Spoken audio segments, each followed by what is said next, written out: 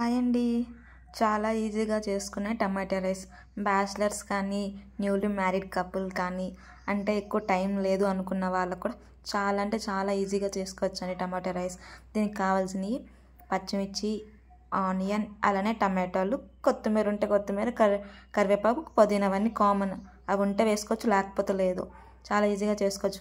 First pan పెట్టుకుని అందులో oil వేసి పచ్చిమిర్చి, ఆనియన్, అలానే అల్లం వెల్లుల్లి నేను దంచుకొని వేసుకున్నా, అది మీ ఇష్టం.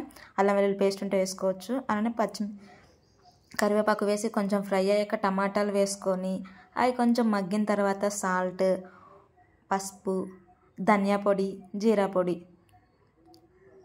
అలానే కొంచెం కారం, అవి కొంచెం మగ్గాక కొంచెం వాటర్ పోసుకుంటే అది స్కిప్ అయింది, ఎందుకంటే ఫ్లేవర్స్ బాగా పడతాయి అన్నమాట. కొంచెం ఫ్రై అయ్యాక అందులో రైస్ వేసుకోండి.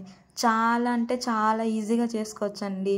అంటే మార్నింగ్ ఉన్న రైస్తో అయినా, నైట్కి చేసుకోవాలి అనుకున్న వేడివేడిగా తినాలి అనుకుంటే, అలానే నైట్ ఉన్న రైస్ ఉంటుంది కదా, దాంతో అయినా మార్నింగ్ పిల్లలకి లేట్ అయిపోతుంది టిఫిన్కి అన్న వాళ్ళకి చాలా ఈజీగా చేసుకోవచ్చండి.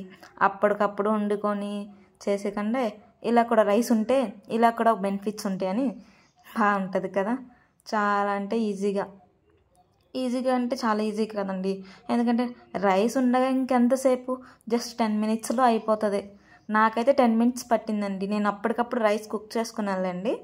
రైస్ ఉడుకుతుండగా నేను పక్కనే టమాటోస్ని ఫ్రై చేసుకున్నా. చాలా అంటే చాలా ఈజీగా, బ్యాచిలర్స్కి వంట రాదు కదా, అలాంటి వాళ్ళకి చాలా ఈజీగా చేసుకోవచ్చండి. నాకైతే బాగా నచ్చింది. మీకు ఎలా వచ్చిందో కూడా కమెంట్ చేయండి. బాగుంది అనుకుంటున్నాను. ట్రై చేసి కమెంట్ చేయండి. ఎమ్మీగా తినండి. బాయ్ అండి.